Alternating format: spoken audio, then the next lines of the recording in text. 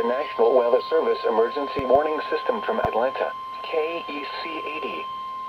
This test is conducted at approximately 11:30 each Wednesday morning, weather permitting. If this had been an actual emergency weather situation, the warning This test is conducted at approximately 11:30 each Wednesday morning, weather permitting. And the warning If alarm this will had vary been at an any given actual location. emergency weather situation, This the warning variability, alarm would have been normally more followed by an noticeable at actual greater watch or warning. distances from the transmitter, Reception will of this occur even if broadcast you are and the using a warning alarm quality will vary at receiver any in given perfect working location. order.